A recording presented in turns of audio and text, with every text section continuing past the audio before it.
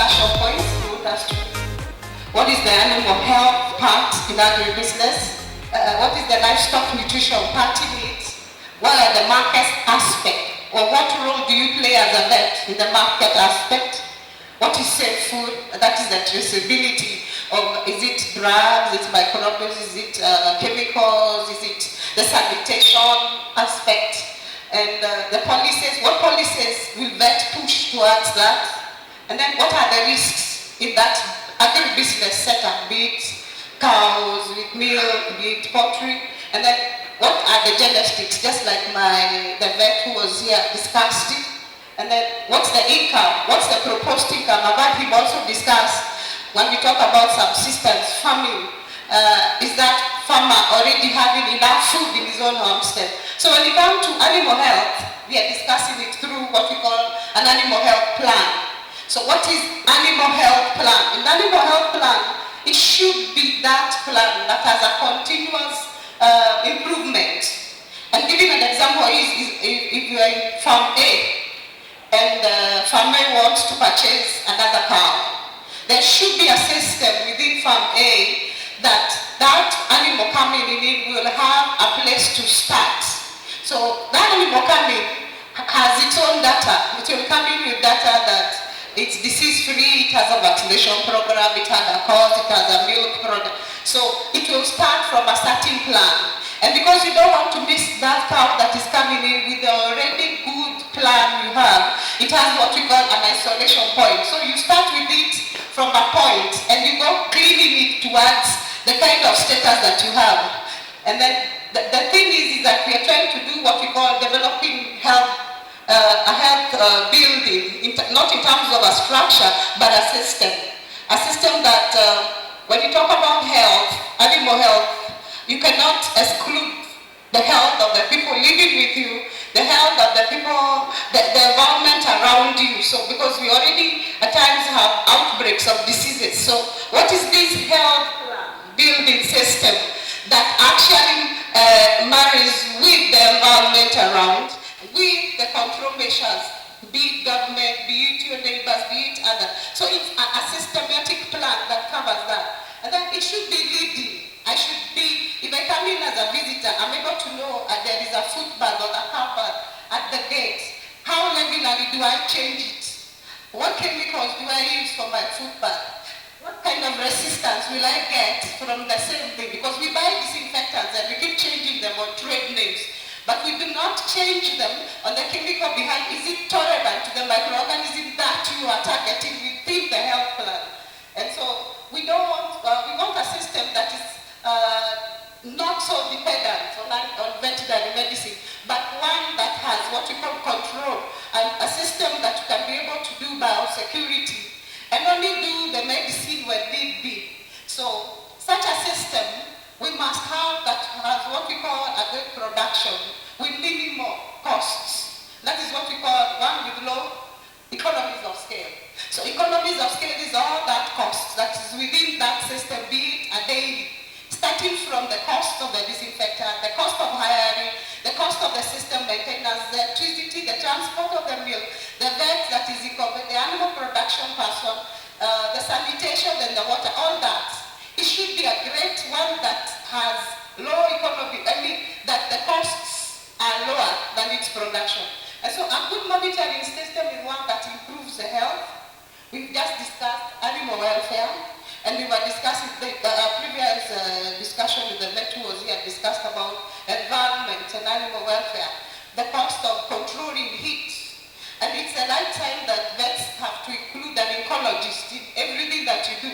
Ecologists do not only discuss the weather, but also the soil, the plants, the fodder, because the fodder that will grow in this area, same type of fodder, grow in another area will not have the same nutrients, will not give the same, so all that in hand. So that now comes down to what we call the productivity of the same animal. This health plan has the database. So a livestock health plan has the following database. So the livestock information data, within it is that the animal have an identification method. An identification method that does not tally with your neighbors. Identification method that is universal, which most of the time comes when you have registered the animals with the government registration place, like STAD. So that one gives you an identification method for that particular animal and adds value to the animal when on sale. And then you also identify the animal in breeds, you name according to the method, and something that we used to have is a birth certificate. You should issue what we call the calf certificate or the poultry batch that you brought, with a certificate that should be data without livestock. You should also have certificates of purchase. And we discussed this on the light of livestock insurance, because these are certificates that will need to actually identify the origin, the status, the genetics of that animal. So you'll also need an insurance certificate, which you will get after you have had all the rest, and an animal health certificate certified by an animal health practitioner certified at the KVB, and so that whatever you certify as a sound animal is what goes out to the market, and that's the traceability that will be used down. And then the number of stock that you have, your place of purchase. And then you should have records of monitoring. What monitoring method do you have in your farm? You should have a disease monitoring method. A compensation monitoring method is a method that, in case a disease outbreak is a certain area, you are able to pick a compensation method by offering biosecurity within your farm. Agribusiness in entirety starts with a vet and ends with a vet, because the vet has to start from the farm point A with the traceability issues down to the last product. So let's help our country sell a product. And so the other one is treatment, disease control measures that were discussed about security, farm policies, about entry of visitors. Every farm worker must go for regular medical checkups, salmonella or any other, so that they don't reintroduce and any of the others. And then surveillance of local and national outbreaks is that if there was a national outbreak in this area, you are able to advise the people around where you are that there is this outbreak. So you and your neighbor pick up and vaccinate. When only there is no disease in the animals. But if there is a disease already in your flock, you don't vaccinate. You actually try and isolate what you have and try and do what you call management treatment. But you just get to know that our animal becomes a carrier and does not produce. So that's good to actually have good management, management practice, such that your farm becomes an isolated point and you are able to actually do agribusiness sale of the good milk. Then treatments and epidemiology are of course that's for the vet. You should have a drug cabinet. The animal gets sick in the night, indeed, so there's something that you can check on. An environment that is probably no infection. So this is do selection breeding, just like previous discussed that. Can we do selection breeding in terms of environment? And then there is what we call provision of access to species-specific feed housing. That is creating a natural environment that suits that animal, which I think was discussed earlier. And then vaccination programs, you should have a vaccination program within your farm that carries with the area. Then this plan also specifies who carries the operation. So you should have a training within the farm and a supervision within the farm. Next. So this is management now. What is the health management of it? So one of the greatest challenges that veterinarians and other stakeholders live is when we no longer discuss environment or ecology, which is a key thing in management of any type. So management has to start with environment, it has to start with ecology. And then it is within them that you are able to do your diagnosis. And a good issue is that the fodder that I've just given you earlier on, the fodder that you grow here would not be the same type of nutrients that you get in another region due to the type of soil and the nutrients available, or the nutrients reintroduced within the farm. And so you start diagnosis from the environment. And then we have feeds and food chains. Those are what else is within the farm that prohibits that type of farm from getting. So that goes with the soil. Remember, there used to be talk, there used to be some worms that used to make the soil fertile, that used to make sure that the fodder grows. And then there are those diseases that are climate related. When you have brucellosis comes in areas where next to the forests that have those pavilions abortion. So the farmers around there will have cases of it. When there are floods, we're talking about Rift Valley diseases. When you have a yellow fever. We also have anthrax spores. When you have a dry spell and there's just an onset of rains, most of the time we have anthrax.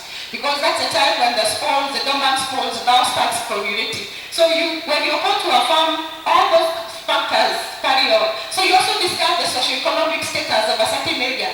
So you might go as a vet to a certain area, and that we don't call them poor. We say their socioeconomic status is low. So for you to actually even make anything, how will you help them put up their socioeconomic status to a place that they have the buying power? So it is the buying power that answers money, and by this you encourage what we are calling cooperatives. So cooperatives will now bring the break-even.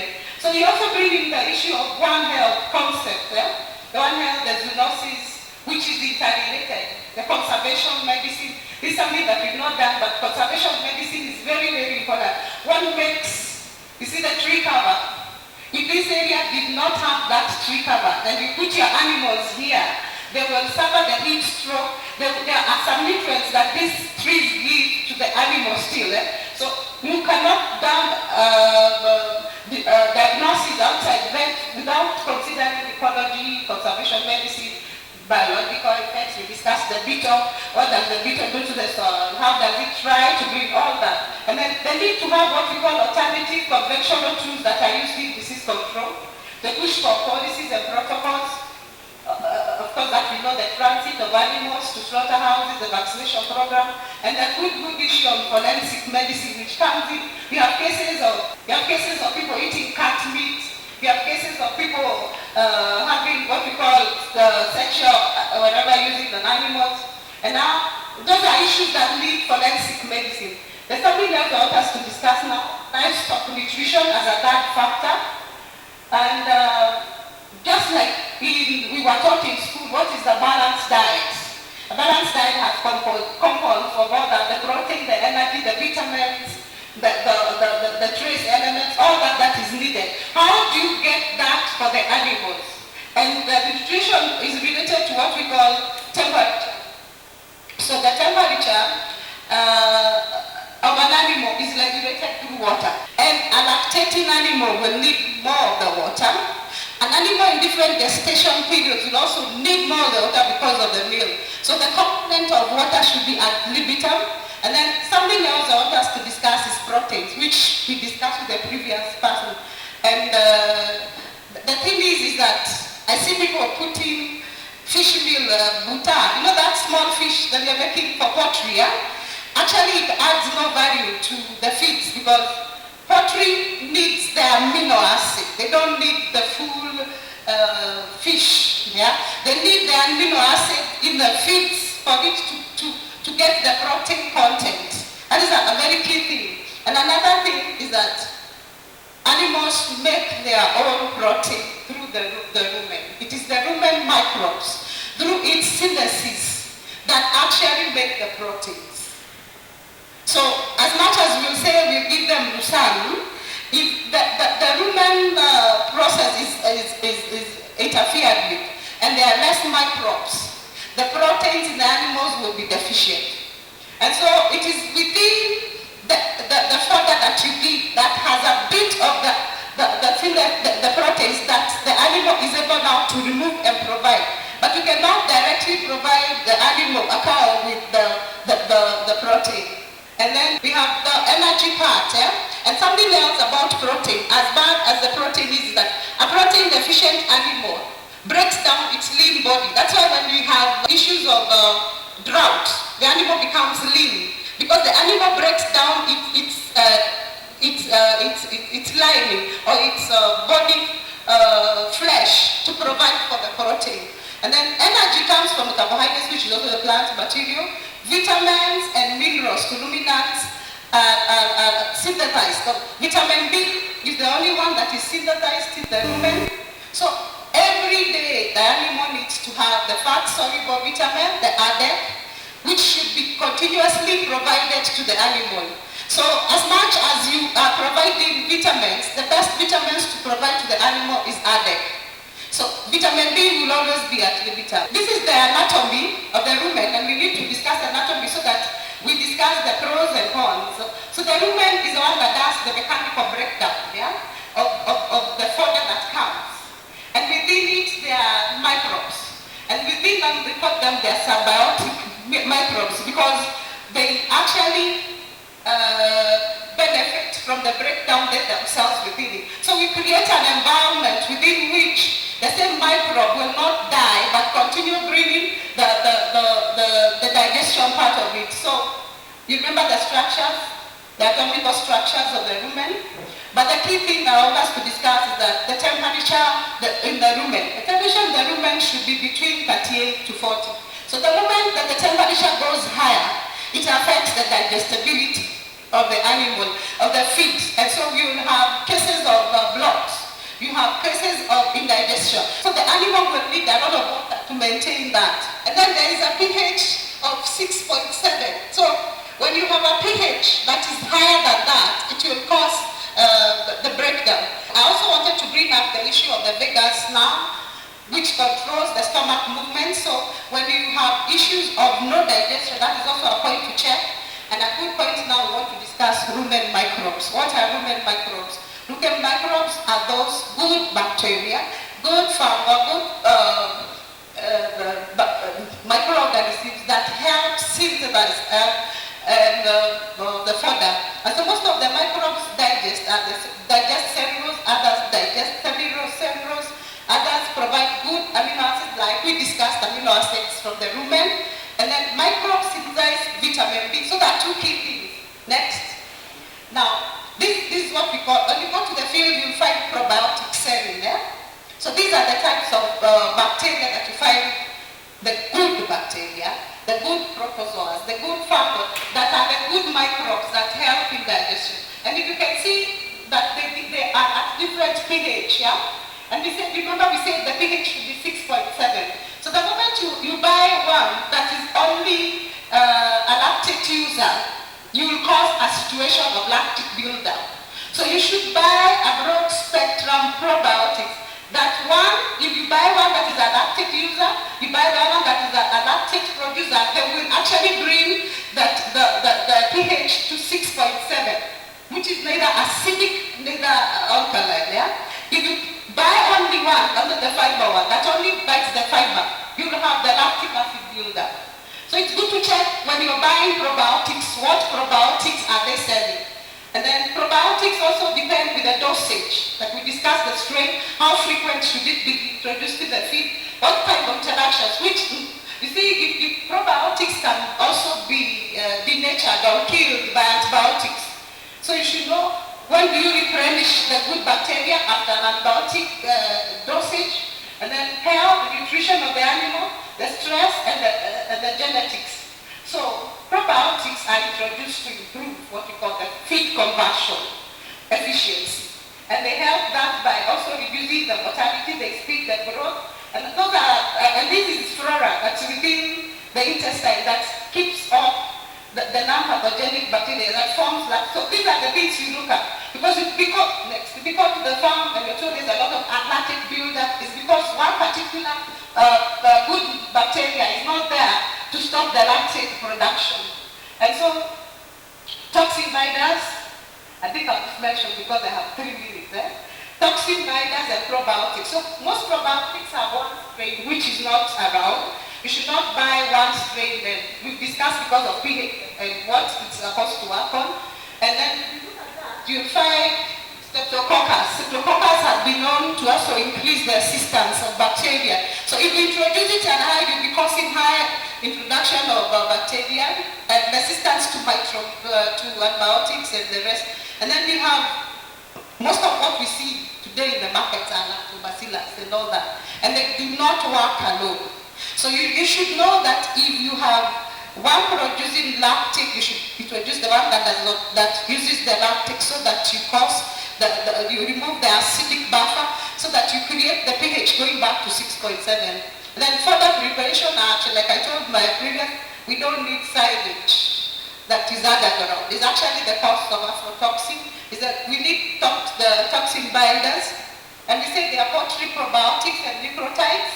Poultry probiotics are made particularly for the type of good bacteria for the poultry. Then we have nucleotides, which are immunity boosters, the DNA, and they're actually isolated for that one. So they boost the immunity after vaccination. And that is what we call, that's a broiler-specific probiotic. These are measures if you come to a farm and they want to produce to capacity, 80 or 60. You should know which probiotics that farm needs, according to their regime, when to introduce it, when to make sure that you've reached your 80 or 90% of production. Effects of mycotoxins. So mycotoxins, we are discussing aflatoxin, we are discussing the endotoxins, you can see them all listed there. So if you do that silage that you keep underground, so this is what you come up with. These are documented data given by the Research Institute in a company called Biomim. This is what they were able to isolate from the lab. That this is what all these toxins bring to the animal. It's also that aflatoxin B1 is not denatured by heat. So if it leaves this animal in form of milk, we will still drink it, even as much as it's never denatured by how much you boil it. And so most of the things is what we end up with. And if you can see from liver health, we have liver cancer, we have increased liver weight. Because the liver will try to remove the toxins and it enlarges. That's how the weight comes in. And then we have lesions because of the toxins, hypocellular, that is all the liver. Then we have kidney issues. Then we have infertility issues, irregular heats, low conception rate, ovarian cysts, all this, low testicular, low sperm rate. Then we come to other things we call the mastitis that we see a lot, and the lameness is on the toxins. And the residues in milk, which we can't export, the immaturity, the hematological alterations. You'll have an animal where the toxins take in charge of the body physiology. And the gastrointestinal effects, and it is sad to say that this is lubricated in us. So what you see here will still come to you. So it's good for us to actually, in the farm, and I was hoping our policy makers will stop that underground silage, because you can never achieve anaerobic. You know, anaerobic means there's no oxygen. And now if I have the shaft cut and I cut my chaff, I put my hands in, it's still warm. So it has good temperature for the fungus to start growing. So as much as I will not attain the anaerobic state unless I introduce the mycochemicals which are introduced in form of clay that actually try to get in the fungus. This is a forecast increase of milk in the world. Brazil is the leading milk producer. Can you see Africa has the same part, 43%. India has 54, which is higher because of its many cows. But can you see China has 27? So we are hoping if Africa can correct its milk, it can export to China, because they still have a deficit of milk. So with all that we've discussed in the actual visit, we are able to bring now this this is the world statistics as per now. This is the silage you were talking about. If you look at this silage, and this is not maize silage. There is a difference between maize. Maize is when you pick the maize, the grains, which I discarded. You learned in class what was wrong with using maize. So we actually prefer that the maize is taken to an animal feed company and it's actually used on that. So this is the maize cover. The maize cover that grows in the shamba after you've removed them. This is now shaft cut, And what they are trying to say is that if you add that biosteel, that is the mycotic, it will stop the fungus from growing within this. Now, this is, if you can see well, now this is what we call the aflatoxin. This is the fungal growth.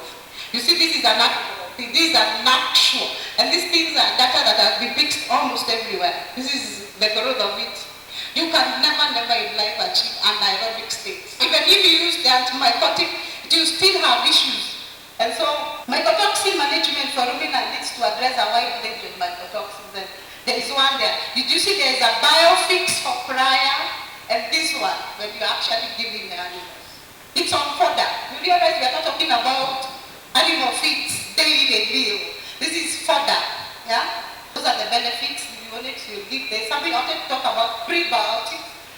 Prebiotics are the food for the probiotics, so that they will need to grow. So you buy a probiotics that has pre-probiotics so that it keeps it growing, so that the nutrients. So these are the benefits of it. Improves weight gain, compassion, mortality rate is low. These are scientific discussion points on what type they use. So this is what we were saying about traceability. What does the national requirement for export need? And every country must switch to export. Food and animal must have certain animal health activities, the ones we discussed earlier. Public health, actually water and sanitation is a big key thing to that. You should be the people giving certificates. That certificate should not be written today when I want to export. It should be when I bought that day old chick. It was certified by a vet that could be traced. The other day I was happy the government has come up with the hatchery inspection and breeding program, which will be able to do actually export. So a vet can give a certificate as early as then, yeah. And then we have traceability system. I'm able to trace it from that particular hatchery, or I'm able to trace my cow from that particular to the finish point. Then residues like we discussed. Then we should have a this legal framework is Kenya's legal framework, or the other country that we need to export their legal framework. Next.